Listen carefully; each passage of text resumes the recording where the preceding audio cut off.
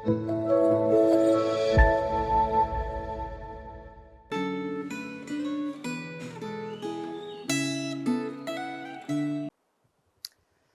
saudara sekalian, kembali kita bertemu di dalam Perenungan Gema.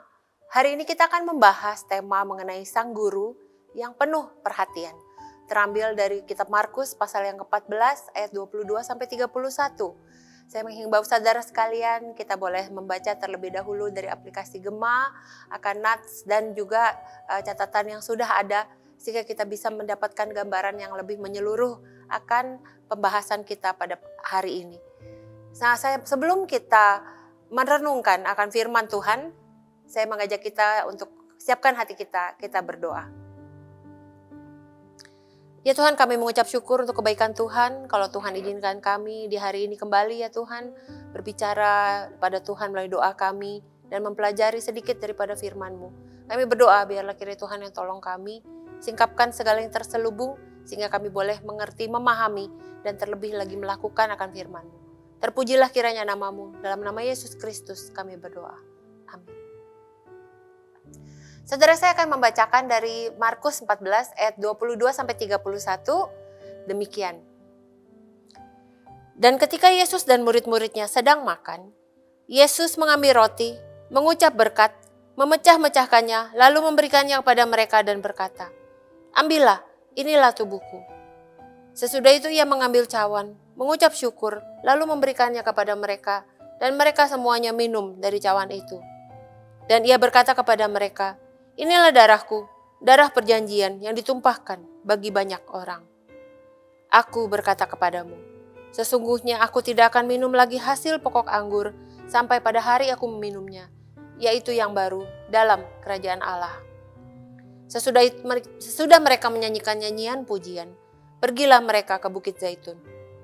Lalu Yesus berkata kepada mereka, "Kamu semua akan tergoncang imanmu, sebab ada tertulis, Aku akan memukul gembala dan domba-domba itu akan tercerai-berai.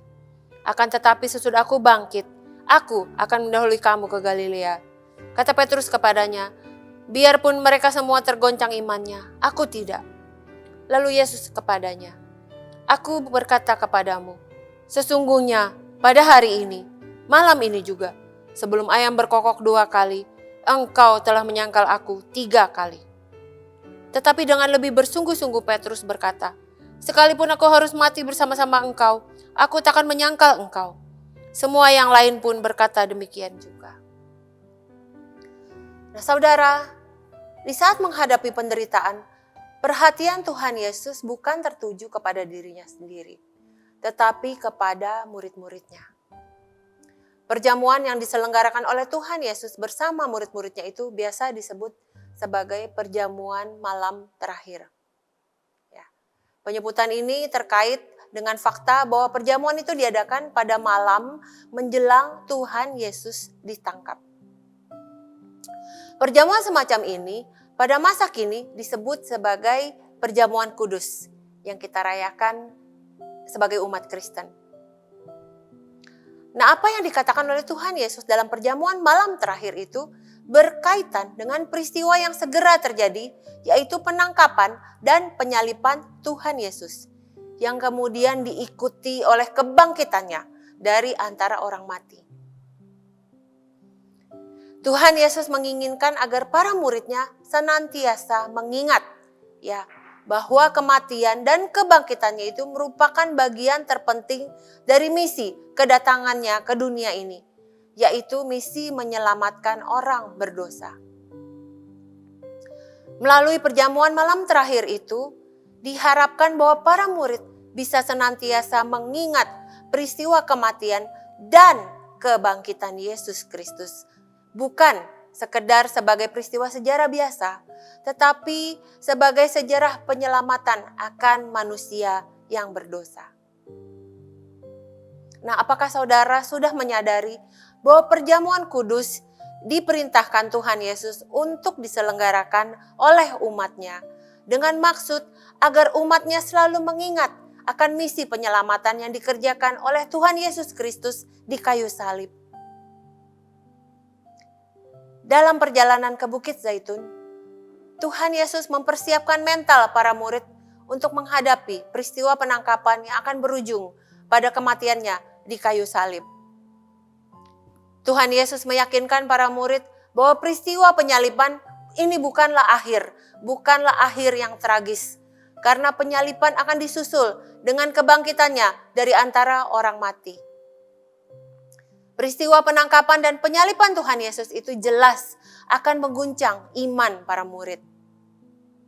Petrus, murid yang terlalu percaya diri, dia berkata bahwa imannya tidak akan guncang. Luar biasa bukan?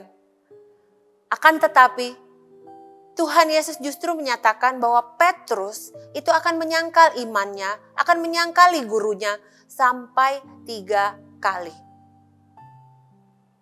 Kita melihat tadi dari bacaan bahwa Petrus dengan percaya diri kembali menyatakan bahwa ia tidak akan menyangkal gurunya.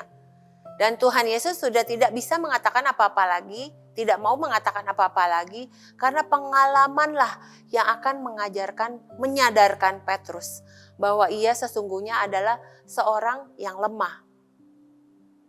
Seandainya para murid menyimak seluruh pengajaran Tuhan Yesus dengan penuh perhatian, mungkin mereka tidak lari ketakutan saat Tuhan Yesus ditangkap.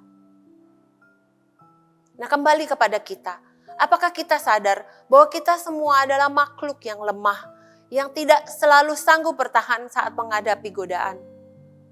Apakah kita telah membiasakan diri untuk memegang janji-janji Tuhan yang akan memberikan kekuatan saat kita menghadapi godaan? Biarlah firman Tuhan ini mengingatkan kita hari ini untuk terus berpegang kepada Tuhan sehingga kita kuat saat menghadapi godaan, saat cobaan menerpa kita. Amin. Biarlah perenungan hari ini menjadi kekuatan untuk kita semua. Mari kita berdoa. Ya Tuhan, kami bersyukur, kami diingatkan kembali bahwa murid Yesus pun Petrus, dia lemah, dia tidak berdaya, dan dia harus bersandar kepada Tuhan. Demikian juga kami ya Tuhan, biarlah kami sebagaimana murid Yesus, kami boleh terus bersandar dan setia kepadamu, sehingga kami boleh kuat menghadapi cobaan dan goncangan yang kami akan hadapi di dalam kehidupan kami. Terima kasih ya Tuhan, kami bersyukur, hanya di dalam nama Yesus Kristus kami berdoa. Amin. Selamat menjalani hari. Tuhan Yesus memberkati kita semua.